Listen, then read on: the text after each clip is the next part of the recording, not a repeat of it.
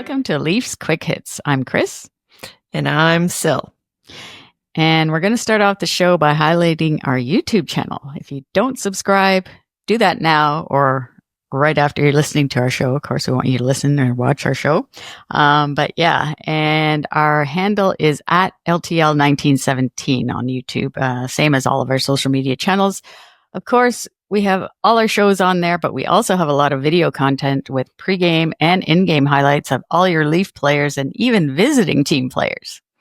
Yeah, there's still a few days to go in the month of January, but so far it's interesting that for this month on our YouTube shorts, the most views on our channel is of a visiting team player, and that's Andrei Vasilevsky of the Tampa Bay Lightning. So far he's logged almost 3,000 views to date this month.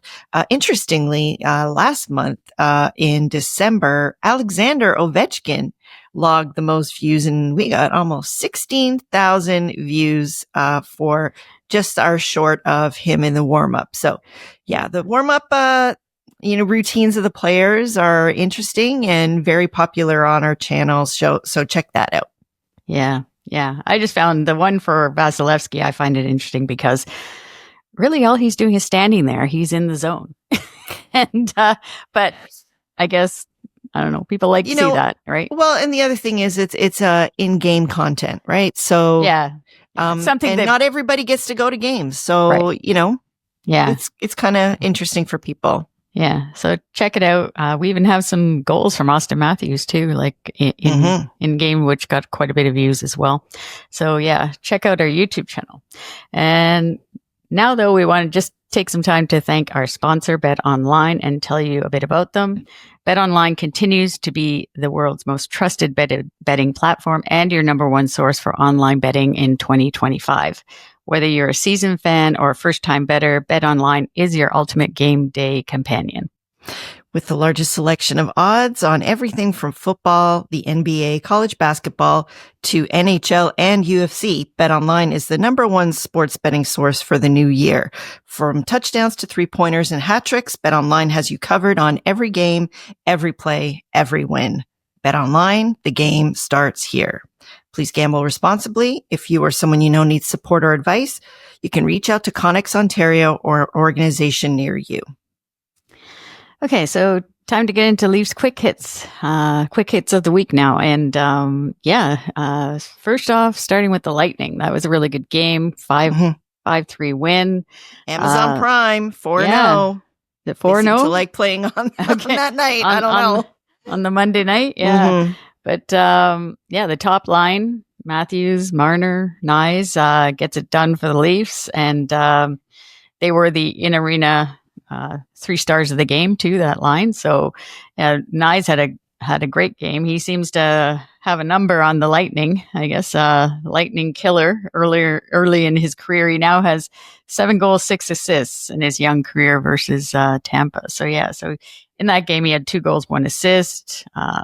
Marner had a goal and 2 assists, and Matthews had a goal and an assist. So, that was just an overall good game for the Leafs, important division game to keep ahead of the Lightning. And the one thing though, I guess, is like Nyes unfortunately did get injured the next game, like versus Columbus, but I guess a lot of talk because of the great season he's been having. He is an RFA at the end of this year, so I guess what's going to happen with him when it comes to the contract? And I was looking online, I guess, and I didn't really see any new information, but some of the articles that I've read, they've had like comparisons for him to be like in the 7 million range, which would be like, I think that's reasonable.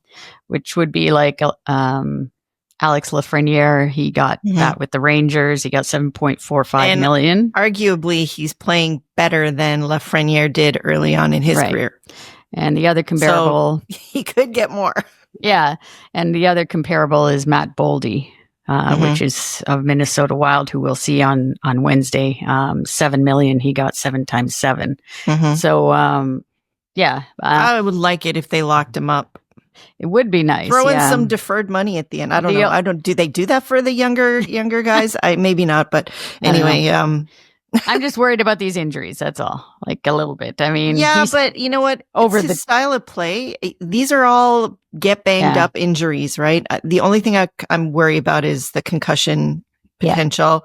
But he's still young, and he's built like a brick, you know what house, but but he's still not completely in his prime, and that means he's is not as strong as he's going to be. He's still, so I think the older he gets, and we saw this with Matthews a little bit too, the kind of upper body, you know, those types of injuries. Yes, he was hurt this year, but I think, you know, with a bigger guy, like they have to fill into their frame and they grow pretty quickly, and then they need to get stronger. So I think that, you know, he's just going to get stronger, and hopefully that means the injuries will, you know, be diminished as his career goes along. But partly it's his style of play for sure.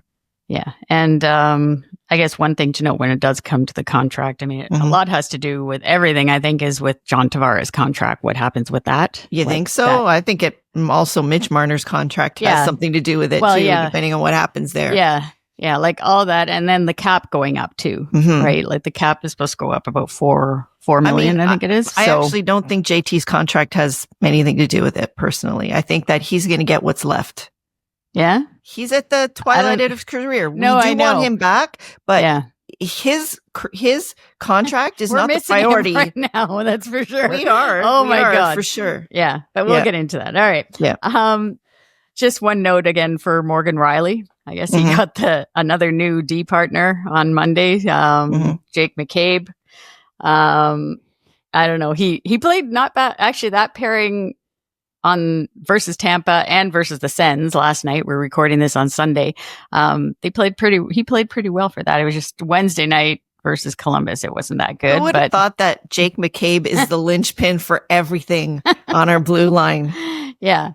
So hilarious. Yeah, we'll see how it goes. I found it funny last night. I guess Kevin Bieksa on the broadcast. He was focusing. Everybody's focusing on Morgan Riley and why he can't get it going. But they actually went so far as to see that on Monday night, and I thought he played all right. But Monday night, Riley, he had the what did he have? He had the black tape on the stick on Monday, and he changed to on Wednesday. He went to the white tape, so he changed. Like these are the Bieksa was saying, like that's the confidence thing that he's trying to see if maybe those little things. That's really reaching. That's stretching it. You know he's in a bad way when the tape is what is dictating how things are going. He went from white to black. Sorry. I found my note here. He went white to black. And I'm like thinking, well, maybe he should go back to the white then, because the black didn't do it on Wednesday night versus Columbus. But before we move on, because we're talking about the D right now, what do you think of this whole Hakanpää situation? Now he said he's going to play for Finland. Oh, he did say that? Yeah. Wow. I just think that is, if that is allowed, that is a complete disgrace. Yeah. How can, what are we signing guys as favors and just giving them millions of dollars to, not play for us and go play for them? And all this work, and he has barely played a game for us. 2? Wow. Yeah. I think that is crazy. I'm sorry if they allow that. He is not allowed to miss another game for this knee. I don't care how much pain he's in. He's playing. Because that is actual BS. I'm sorry. Yeah. Anyways. Let's move on to the more meh part of the week, which starting with our 5-1 loss versus Columbus. Exactly what we didn't want to see happen. Yeah. Anyways, it was a forgettable game. Matthews calls out the Scotiabank Arena crowd, and he commented, would have liked a little more energy from the crowd after that Reeves fight. I thought it was a little quiet tonight, especially after two guys like that go at it. Yeah. Again, I call BS on that too. Do you? I do, because I like that he said something though. Okay, yeah, I don't know. Yes, but the week before, his buddy said they don't hear the boos at all. They don't pay attention. So do you pay attention or do you not pay attention? Yeah, that's true. The part I didn't like. Is like hypocritical. Yeah. And basically, it was a 5-1 loss to a team that we should be beating. You know, that we could see in the playoffs. Yes. Yeah. I don't know. So, I mean, it's nothing new either. Yeah. No. Right. Like, I mean, everybody in the league goes on about this, how our crowd, and I mean, that's just the way it is. I posted on X, like, whatever, move the even sometimes the upper bowl where we're sitting, like even they, like, I mean, we're going with our Go Leafs Go, and nobody around us gets going with it. I agree that happens, but sometimes you need to do stuff on the ice to get the crowd more into it. The crowd is so in step with them. We basically project what's going on the ice in that rink. Yeah. But you know, you can see what it can be like when you see what the PWHL had yesterday, if they have actual fans in all the seats. Well, yeah, that was the other thing I was going to say is, like, I mean, not all the people in the lower bowl obviously are not. No, it's not. They're not all corporate. They're not all corporate, but they're mostly, I would say they're mostly like casual fans, right? I mean, they're not watching. They're not living and dying with the team. Let's just say, because you get a lot more people down there that are gifted tickets, like our, corporate clients and all of that. So they're not as invested for sure, because they're not necessarily buying those seats. Yeah. So I think, and it's kind of like, it's an event for them that way, sort of thing, doing their little thing on the Instagram, whatever, taking pictures and putting there and all that. And going and getting all the food and underneath. That. And that's what it's all about. Like, it's the game experience more than the game. Right. And really, and we've talked about this before too, that, the way Scotiabank Arena is built, it's not an open upper bowl like in other places. So we've got gondolas over the seats on both sides, and that does muffle any sound that we can generate from up there down to the ice. So, anyways, overall though, give us something to cheer about, and we will. And, but it's like a fight like that, you would think that would get the crowd going. So I'll give them that. Yeah. All right. And just about the injuries piling up once again, like Pacioretty was out versus the Lightning. Nyes, as we mentioned, he got the knee injury towards the end of the second period of that Columbus game.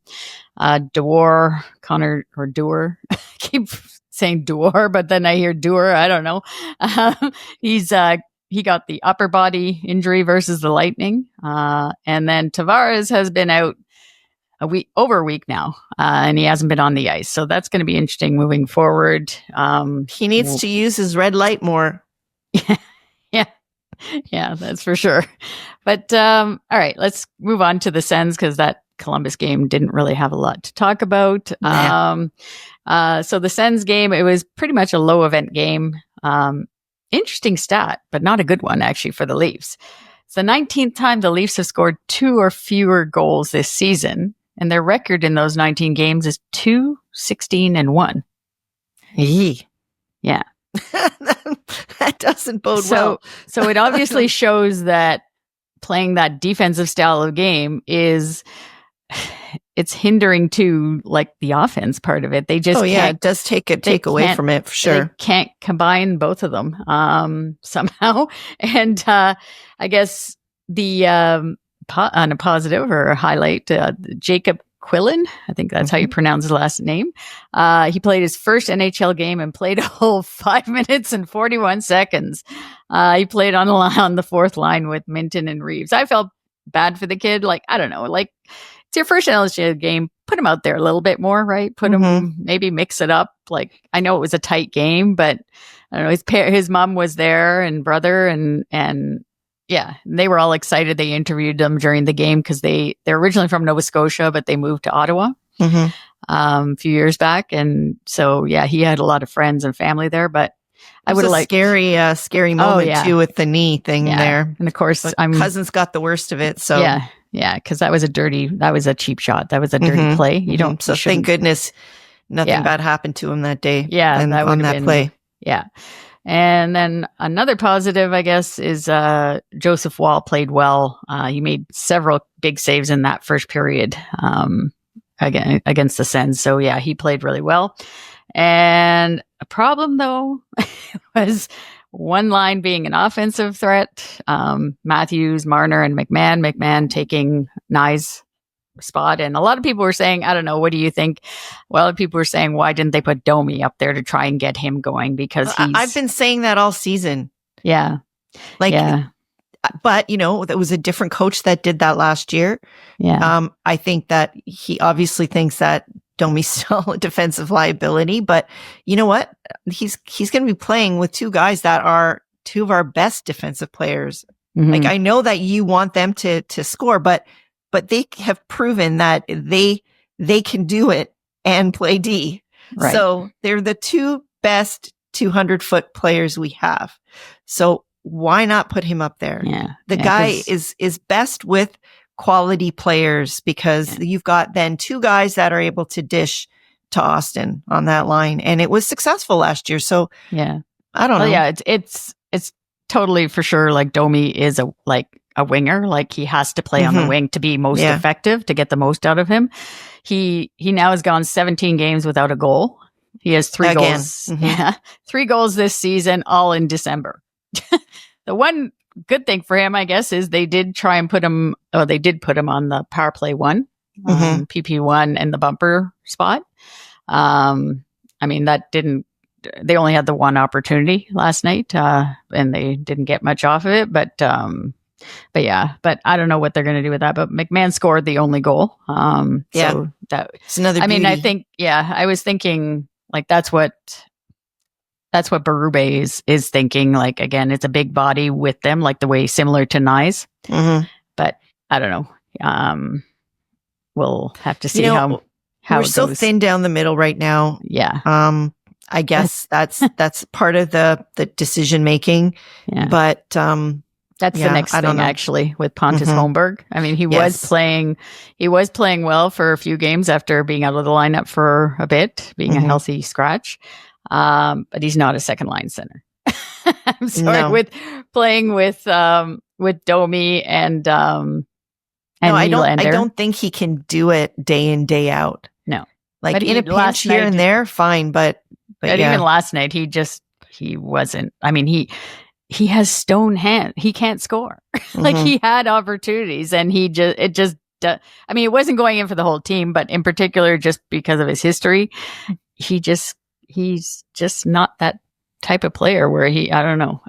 Well, you can't. I guess like the way they say, you can teach defense, but you can't teach goal scoring the offensive. No, and I guess that's what this whole season has been about so far, is teaching defense.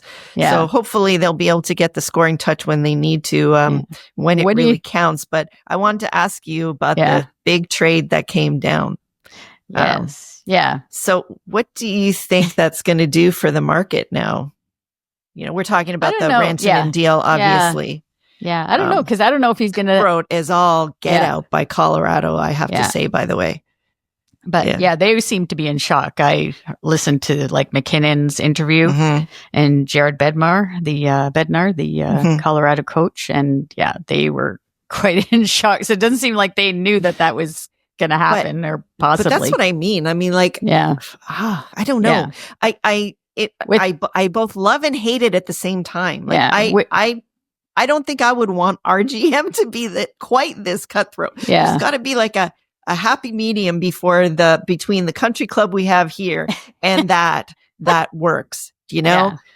I don't know, because McKinnon and like they played together, like they're on the same line. Like it's going to be interesting to see how Colorado, I guess how that changes their lineup like that McKinnon's obviously going to play just as great as he always is, but still, there's that connection, whatever that chemistry he had with Rantanen for like 9 or 10 years. They won the cup together. So, I know it's going to be interesting. And I guess Martin Nikas, they played, I forget the other player's name on that went from Carolina. Drury. Oh, right. Drury. Okay. So I don't know. Like, that's the other thing. Do you think they got the value from that? Like, and then Chicago is even more insane. Like, I don't even know. Like, they basically they're are just the paying for banker. it. Yeah, they're the bankrolling the NHL right now. Yeah. Anyways, I don't hope know, it pays off for them in the end. But yeah, but feel sorry for Connor Bedard there. One thing I don't think, though, I know our friend Kyle Dubas has been in the news lately saying like he's going to clean house, and I don't think Sidney Crosby is one of those players that is.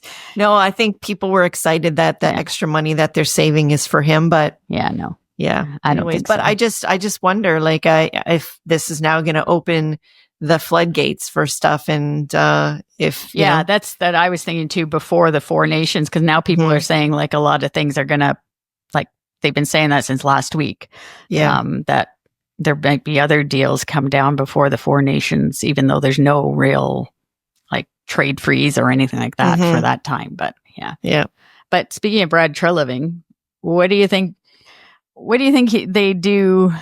Like, that's the thing. Will he make a deal, let's just say now, or will he just tell when it comes to our center position? Because it's obvious that's where the issue is, depending on what John Tavares, I mean, it's going to take JT a little bit of time to get back to form when he comes back, and he's not any younger. We know that, and he was having a great season, but we need to address this down the middle. Somehow. And the only thing that I'm thinking, and it may come back to bite Berube in the ass, that he didn't keep that. I'm thinking to put Nylander there. I don't know. He's been taking draws. He's been doing well. And in the meantime, he won that only draw like last night. Brady Tkachuk was 100% in the circle, and Nylander was the only one who beat him.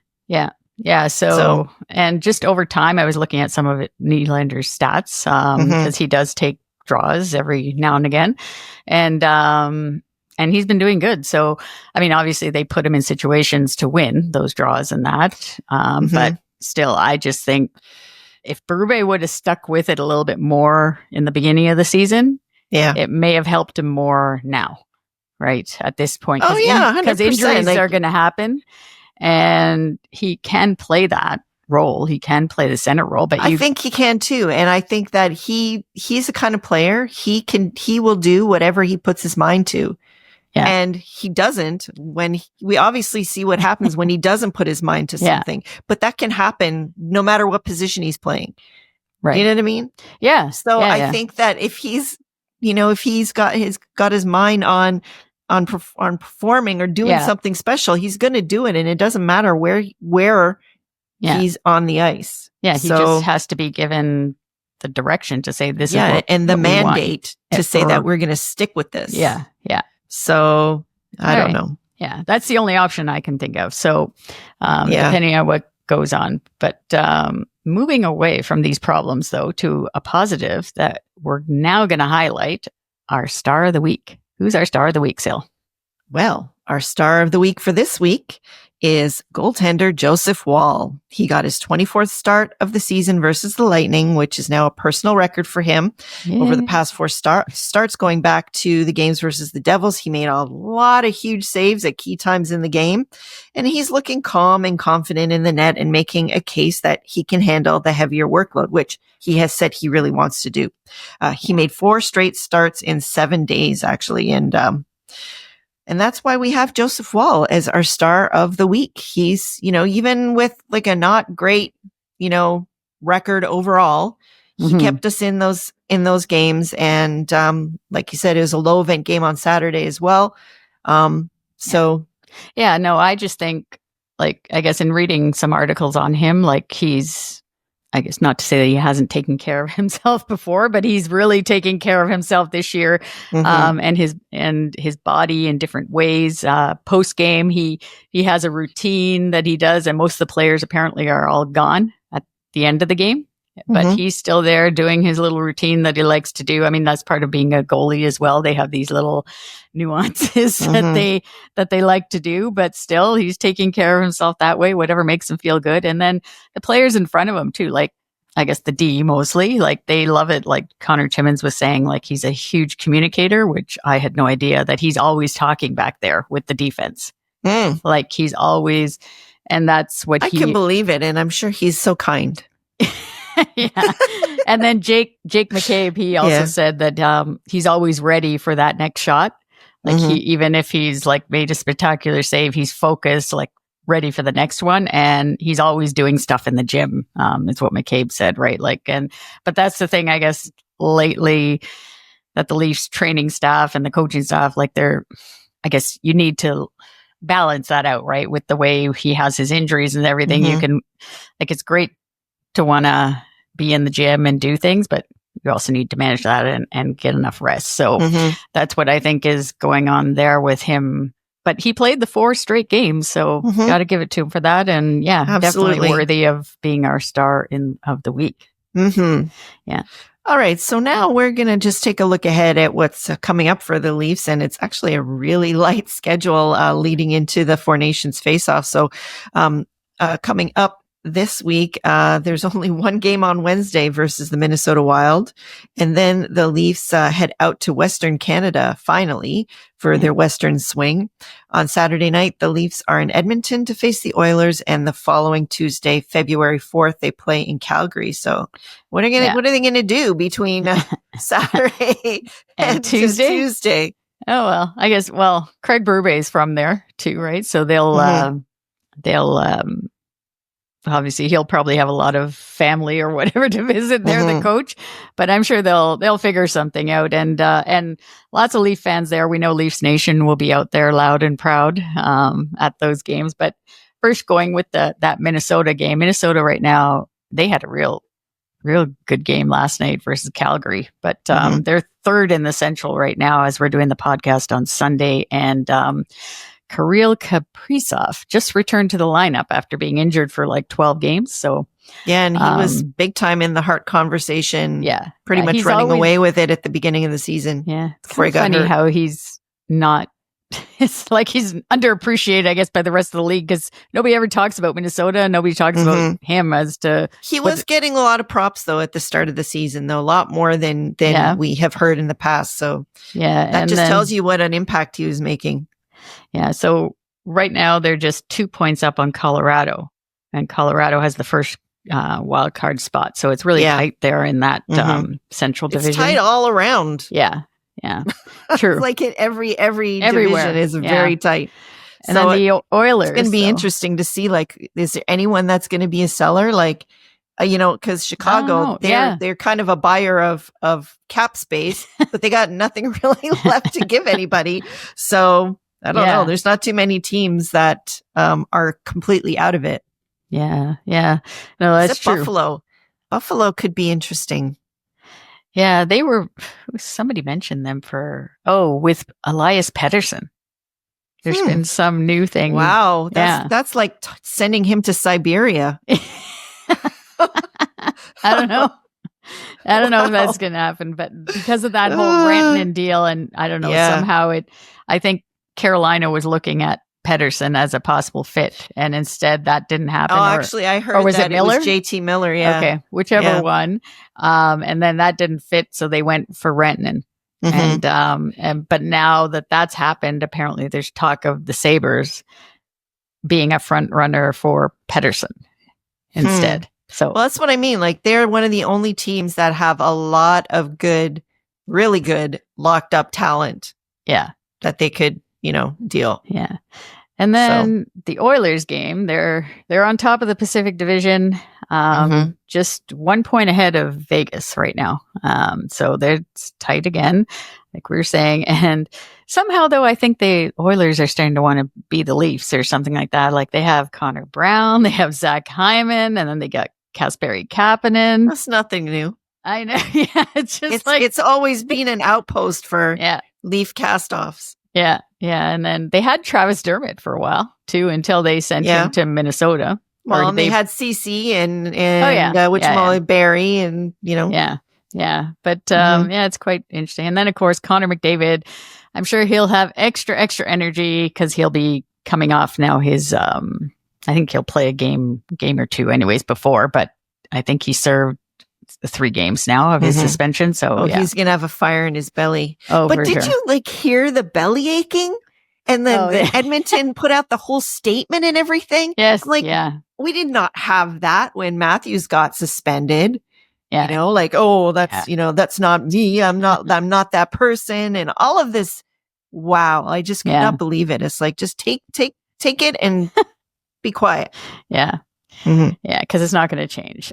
No. Anyways. And then Calgary, of course, they're sitting in the second wild card spot in the Western Conference, 3 points ahead of Vancouver right now. Yeah. So I don't think there's any chance that there's anybody leaving there then, you know, even though I still think about Naz, and obviously, you know, that's what I'm getting at, but because he would be so hilarious that right now he'd be such a perfect fit for what we need. But I was looking at his stats. So he has, Nazem Kadri has 16 goals, 17 assists for 33 points, but he's a minus 13.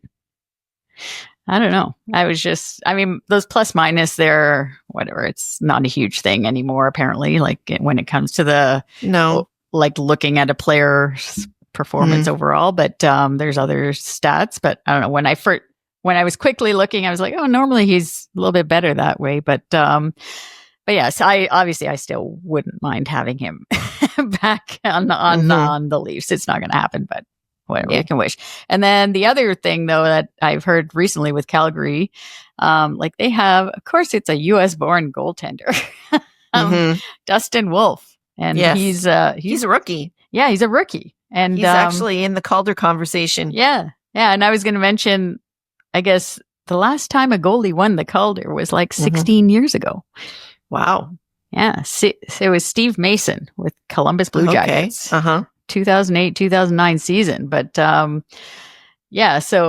he does have he's played a lot for the he split the duty with Dan Vladar, who also seems to have our number when we play Calgary. He plays well.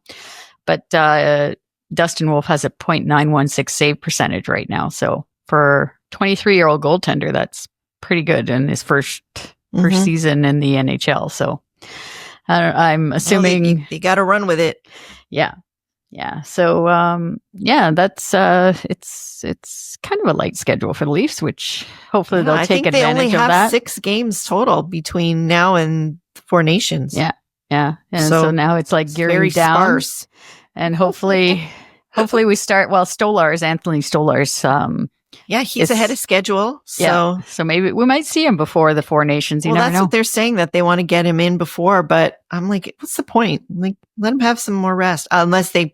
Because what's the point of getting the rust off and then just resting again? And then, I don't know. Yeah. What's the point? But we'll see what the Leaf sports science people let them figure that out. Obviously they know better than we do.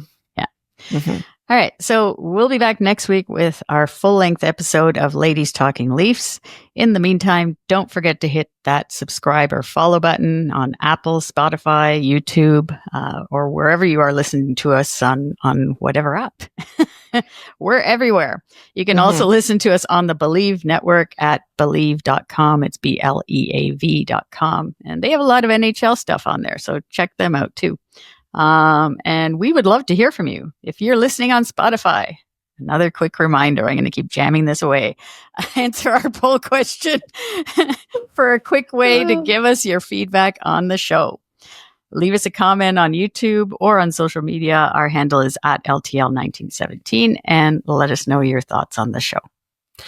And another reminder to check out our Ko-fi page at kofi.com/LTL1917. And while visiting our Ko-fi page, please consider supporting us by buying us a coffee.